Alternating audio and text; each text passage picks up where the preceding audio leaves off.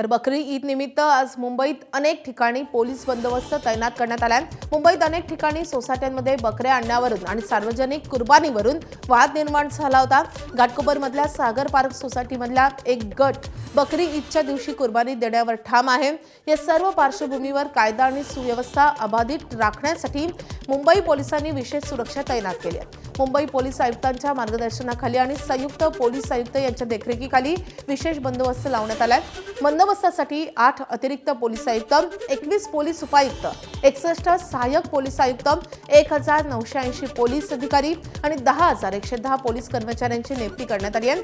कोणत्याही आपत्कालीन परिस्थितीत 100 किंवा 112 या हेल्पलाईन क्रमांकावर संपर्क साधण्याचं आवाहन मुंबई पोलिसांनी केलं आहे। दरम्यान उत्तर प्रदेश पोलीस बकरी ईद निमित्त दिल्लीत ध्वजसंचलन करत असून संवेदनशील ठिकाणी ड्रोन आणि सीसीटीव्हीद्वारे लक्ष ठेवून आहेत। लखनौच्या मलिहाबादमधल्या वादग्रस्त जागेसाठीही सुरक्षा व्यवस्था तैनात करण्यात आली आहे। जयपूरमध्ये ईदगाह आणि जामा मशिदीबाहेर रस्त्यावरही नमाज अदा केली जाणार आहे।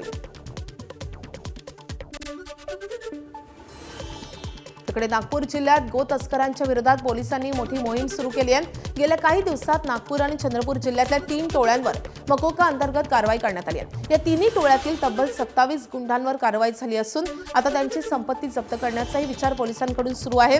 नागपूर जिल्ह्यातल्या कळमेश्वर आणि भिवापूर तर चंद्रपूरमधली एक टोळी गो तस्करी आणि गोवंश कत्तलीत सक्रिय होती। सध्या कारवाई करण्यात आलेल्या सर्व गो तस्करांच्या संपत्तीची तपासणी पोलिसांकडून केली जात असल्याची माहिती नागपूर परिक्षेत्राचे आयजी संदीप पाटील यांनी दिली आहे। याच पार्श्वभूमीवर त्यांच्याशी बातचीत केली आमचे प्रतिनिधी रजत वशिष्ठ यांनी।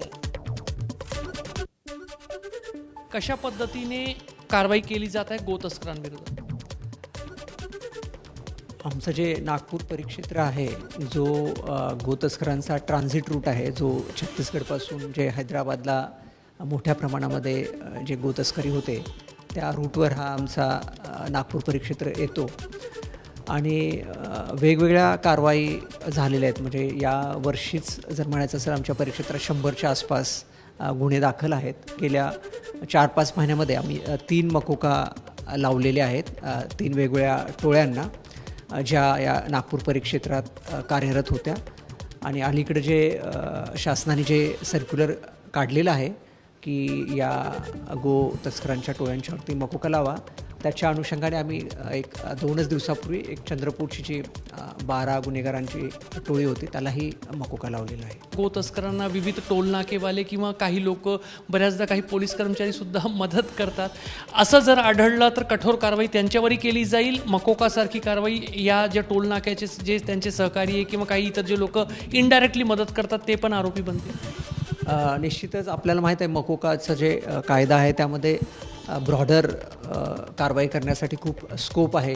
जसं आपण प्रॉपर्टी जप्त करू शकतो, परत जे अकम्प्लिसेस आहेत बाकी म्हणजे त्यांना आश्रय देणारे किंवा सपोर्ट करणारे यांच्यावरही कारवाई करू शकतो।